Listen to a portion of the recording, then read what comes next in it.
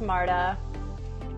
I'm going to talk today about 3 steps to an insanely great presentation opener. So I hope you guys are psyched.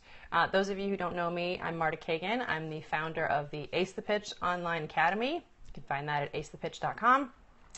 And I've basically made it my mission to help people create and deliver insanely great presentations. There are 30 million presentations a day on the planet. Most of them are like super boring and fall far short of the results that they're intended to create. So I want to talk about the opener today, because the fact is, if you fumble the start of your presentation, the rest is sort of irrelevant, right? There's a ton of research that shows that the first 10 to 20 seconds that you're presenting, that is when you have the most attention. That's when people are like, okay, I'm here, what do you got? And if you don't capture their attention in those first 10 to 20 seconds, they're going to be consumed with such important questions as, oh, did I leave the iron on? I wonder if she's available for a date this weekend. Did my son finish his science project? Well, like, you know, it's gone. So anyway, so I'm going to share with you the 3 most important steps, 3 steps that will help you have an insanely great opener to any presentation for any audience. If you have questions, say hi in the chat box, give me some hearts, say hi, hello, where are you from? And I'm just going to get started. Yeah. Okay. So the 3 steps basically boil down to this: the look, the hook, and the intro. The look, the hook, and the intro. Allow me to explain. The look is how you actually appear before you said a single word, right? This is something most of us don't think about, because when someone says you have to present, you have to give this presentation, or you have a pitch for a client, you've got, you know, this moment of panic where you're like, oh God, I guess I need some slides. And then you're like, okay, what slides can I reuse? Maybe I can use those. Maybe I'll use that template. You know, it's all about the slides, and you're thinking about that. And then the night before, maybe you're a little nervous, or right before you're a little nervous. And then you get out there and you're like, oh my God, I'm doing this. And public speaking is, for many, many years, it has been ranked as number 2 in terms of the greatest fears humans have, right? Sandwiched right between dying and flying, dying being number 1.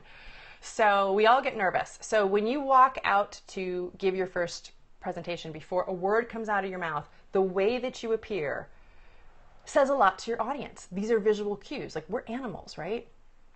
So do you look calm and confident, or are you clearly an anxious bundle of nerves, right? What is your body language saying? What is your facial expression saying? So the look is the first thing to think about. And what I tell my students in Ace the Pitch Academy to do is spend a couple minutes before they start doing a little bit of calm yogic breathing, just kind of getting all that energy to settle down, because you're gonna have butterflies. I work with, you know, professional speakers and CEOs of billion-dollar corporations. They are all nervous. We are all nervous. So some deep breathing. And then when you actually take the stage, whether that stage is, you know, in the front of a classroom or a literal stage, stand tall and convey some amount of palpable enthusiasm, not anxiety. So palpable enthusiasm is like a smile on your face, right? It's standing still, but not robotically still, as intense still, but just sort of taking up space. It's fine to use your hands, it's fine to move, but you know, the like frantic pacing that I see most presenters get engaged in pretty early on, I've been guilty of that too, P.S., that's not it. That's not it. So the look, standing still, palpable enthusiasm, and then the last piece of that actually leads into number 2, which is the hook, and that is how you speak, what comes out of your mouth. So before we talk about the words that come out of your mouth, let's talk about how they come out of your mouth. So I'm going to try two on for size. So I'm going to say, my name is Marta Kagan. My name is Marta Kagan. See the difference? Like, it's just inflection, right? Did you pick up on that? Inflection. So my name is Marta Kagan. It's like up talk. It's like, I'm not sure.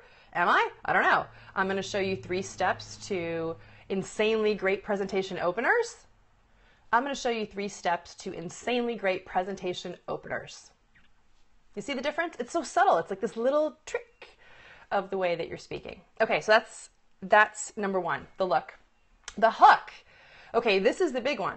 Think about the way reporters give a tease to a story, right? Like you're watching a TV show and right before the 11 o'clock news, if you still do that, most people probably don't anymore, you get this like tease. Live at 11, the story of how Godzilla cooked souffle. That was terrible. That was totally off the top of my head. Sorry. But you get this tease where you're like, I got to stay up and watch that. Well, what was that about? And that's what I want you to think about. A hook like a news reporter would give, right? It's your headline. If you come from a journalist background, you know what I'm talking about. You don't bury the lead, right? You start with the most important, best material, the juiciest stuff first. And a really good hook isn't just a broad headline. I'm going to tell you blah. It's short, it's suspenseful, and it's surprising, right? It doesn't lean on old cliches or the same old that everyone else is using. It draws you in and it gets people to lean in, which is what you want to do, because those first 10 to 20 minutes, 10 to 20 seconds, geez, 10 to 20 seconds is when they're paying attention. And if you hook them then they'll keep listening. If you lose them then, it doesn't matter how amazing the rest of your presentation is. It doesn't matter how many thousands of dollars you spent having someone design gorgeous slides. Doesn't matter. The opener is it. It's that first hurdle. All right, so the hook. So a headline type of statement or story, short, suspenseful, surprising. I often tell people that a great trick for that is to think about either a really compelling story. It doesn't have to be about you. It can be about someone else that leads into your core message, or you can use this model, fill in the blank. I'm going to show you blank, and the blank is how my solution, product, business, nonprofit, campaign, whatever, will make you feel happier, more successful, more free, more sexy, whatever it is. And you don't have to literally say those things. I'm going to show you how blah, blah, blah will make you feel those things.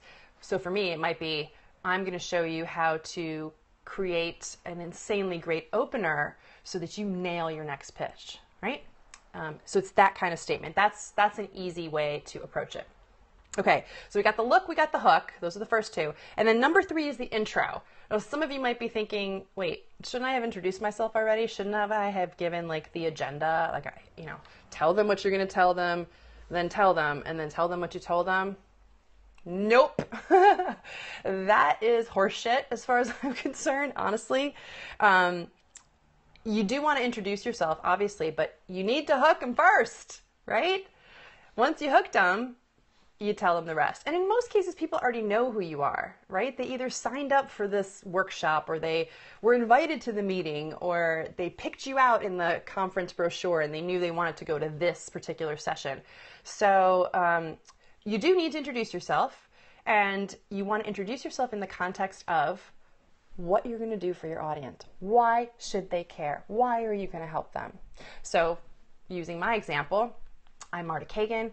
I have created some of the most successful presentations in the world, presentations that have amassed over 10 million views on social media and have contributed to over $100 million in venture funding. And I'm going to show you how to use your skills, how to use the information I've learned to create an insanely great opener, an insanely great presentation. See? So I'm taking a little bit of credibility from my background, but I'm framing it in how it's going to serve you today. Make sense? Cool. So that in a nutshell are the 3 steps or 3 tips I have for an insanely great opener. There is so much more that I would love to share with you, and I'm going to keep doing that on these scopes daily around this time. So follow me if you dig this. I also have a YouTube channel where I share tips like this, actual tutorials on creating great presentations, where I actually get into PowerPoint slides and templates and how to make awesome, stunning slides as well. But the delivery of the presentation is just as important. So anyway, I hope you guys got something great out of this, and I hope I will see you again soon.